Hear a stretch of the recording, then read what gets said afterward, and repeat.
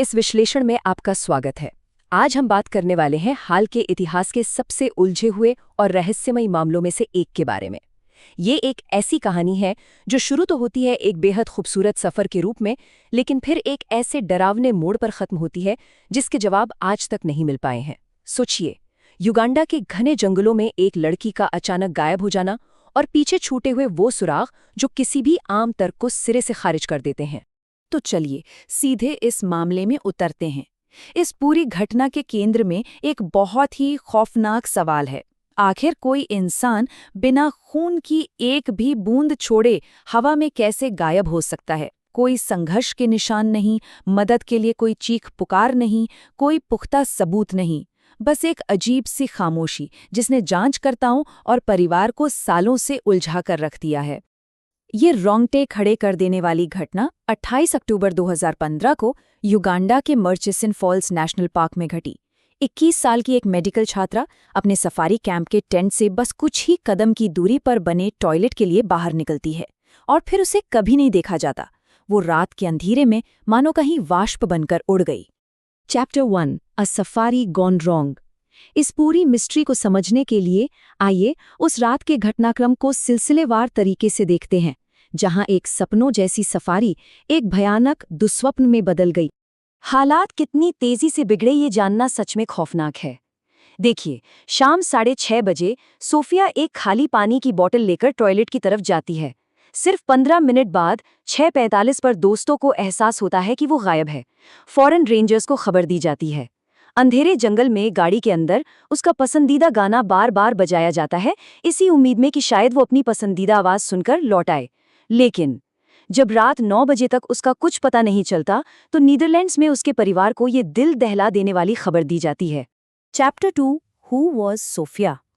आगे आने वाली थ्योरीज को गहराई से समझने के लिए ये जानना बेहद जरूरी है कि सोफिया आखिर थी कौन, उसके सपने क्या थे और उसकी व्यक्तिगत चुनौतियां क्या थीं। सोफिया कोई आम टूरिस्ट नहीं थी। वो 21 साल की एक डच मेडिकल स्टूडेंट थी जो कंपाला के लुभागा हॉस्पिटल में अपनी इंटर्नशिप कर रही थी। वो बहुत मेहनती थी और आगे चलकर ट्रॉपिकल मेडिसिन की स्पेशलिस्ट बनना चाहती थी।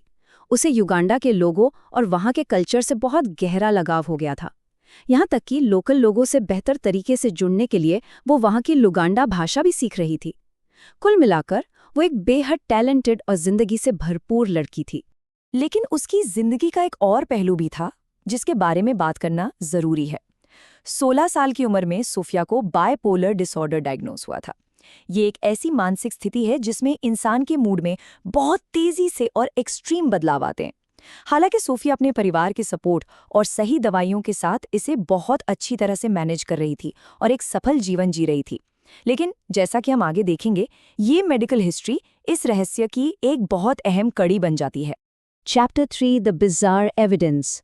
अब बैकग्राउंड समझने के बाद आइए जांच के सबसे हैरान कर देने वाले हिस्से की ओर बढ़ते हैं, वो अजीबो-गरीब सबूत जो जंगल में पीछे छूट गए थे।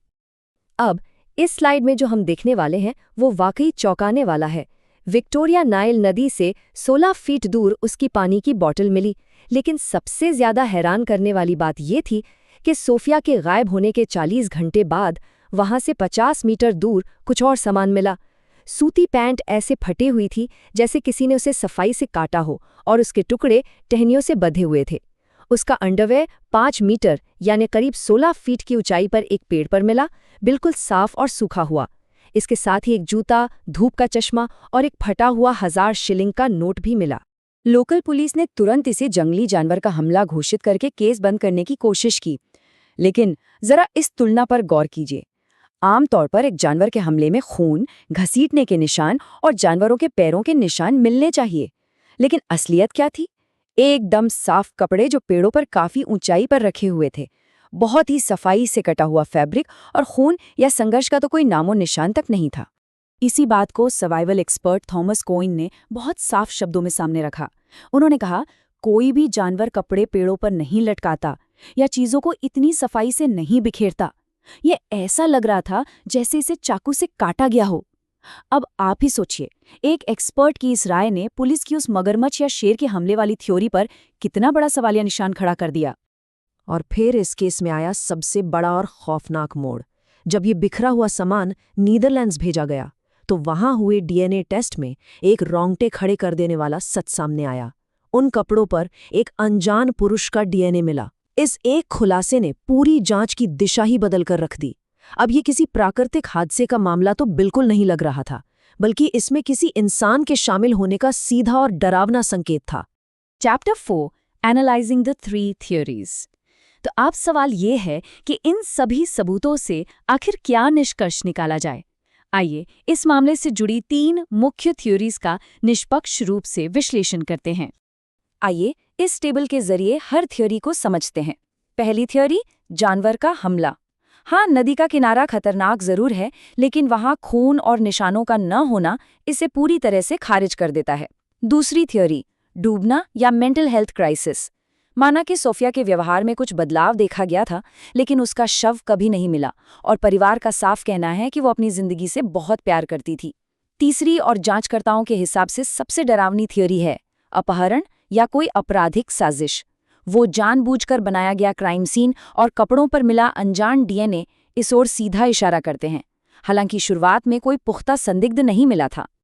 लेकिन देखिए, जब किसी साजिश की बात आती है तो कुछ ऐसी बातें सामने आती हैं जो शुरुआत में पुलिस ने छिपाई थी। उस रात कैंप से महज 2 किलोमीटर दूर युगांडा वाइल्ड लाइफ अथॉरिटी के करीब 400 ट्रेनीज का एक ट्रेनिंग कैंप मौजूद था। इस अहम जानकारी को पहले साझा ही नहीं किया गया। इससे एक बहुत बड़ा रेड फ्लैग उठा कि क्या उस रात वहां मौजूद हर इंसान की ठीक से जांच की गई थी। फिर साल 2019 में एक और बड़ा पर्दाफाश हुआ। एक रिटायर्ड ऑफिसर स्टीवन नदरू ने यह दावा किया कि उसने गायब होने वाली रात सोफिया को एक दूसरे ऑफिसर से बात करते हुए देखा था। लेकिन जब उस ऑफिसर से पूछताछ की गई तो उसने मिलने से साफ इनकार कर दिया। हैरानी की बात तो यह है कि उससे कभी ठीक से पूछताछ की ही नहीं गई और आज तक सामान पर मिले डीएनए से उस ऑफिसर के डीएनए को मैच करके नहीं देखा गया है ना अजीब। कानूनी कार्यवाही इस केस में बेहद धीमी रही है, लेकिन जून 2025 में फाइनली एक ट्रायल शुरू हुआ। ये ट्रायल बिना लाइसेंस वाले गाइड माइकल किजाम्बू के खिलाफ था। गवाहों ने बताया कि सोफिया अपनी मानसिक स्थिति की वजह से काफी परेशान थी। सुबह 4 बजे उसे दीवारों पर मारते और आग लगाने की कोशिश करते देखा गया था। एक गवाह ने गाइड माइकल को ये साफ सलाह दी थी कि वो ट्रिप रद्द करके सोफिया को तुरंत अस्पताल ले जाए, लेकिन उसने इस बात को पूरी तरह नजरअंदाज कर दिया और इसी लापरवाही ने शायद इस भयंकर त्रासदी की नींव रख दी। Chapter 5, the fight for truth. अब तक हम इतने सारे अनसुलझे सवालों और सरकारी लापरवाही को देख चुके हैं, लेकिन एक चीज है जो कभी कमजोर नहीं पड़ी, और वो है एक परिवार की सच्चाई जानने की जिद। स्क्रीन पर जो नंबर आप देख रहे हैं 20 से भी ज्यादा, ये नंबर दिखाता है कि सोफिया की मां मारिया सच्चाई का पता लगाने के लिए कितनी बार युगांडा के चक्कर लगा चुकी हैं। उन्होंने हार मानने से बिल्कुल साफ इनकार कर दिया है। मारिया ने अपनी जेब से पैसे खर्च करके प्राइवेट इन्वेस्टिगेशन करवाई है। उन्होंने सरकारी रिपोर्ट्स में छुपी कई कमियों और झूठ को उजागर किया। उनकी कानूनी लड़ाई आज भी जारी है, खास तौर पर उस अनजान ऑफिसर के डीएनए टेस्ट की मांग को लेकर। एक ऐसा सिस्टम जो लगातार इस केस को महज जानवर का हमला बताकर बंद करना चाहता है, उसके खिलाफ एक मां की ये अथक लड़ाई ही है जो ये सुनिश्चित कर रही है कि सोफिया की कहानी को कभी भुलाया न जाए। इन सारे सबूतों, गवाहों के बयानों और एक मां के इस लंबे संघर्ष को देखने के बाद हम एक बहुत ही बेचैन कर देने वाले सवाल के साथ रह जाते हैं। क्या सोफिया सच में उस जंगली इलाके में किसी दुखद एक्सीडेंट का शिकार हुई थी, या फिर उसे एक बेहद सोची समझी साजिश के तहत हमेशा के लिए खामोश कर दिया गया? तथ्य बिल्कुल साफ हैं, लेकिन जवाब अभी भी उस अफ्रीकी जंगल के घने अंधेरे में कहीं खोए हुए हैं। इस विश्लेषण में हमारे साथ बने रहने के लिए शुक्रिया। अगली बार एक और दिलचस्प विषय के साथ फिर मिलेंगे।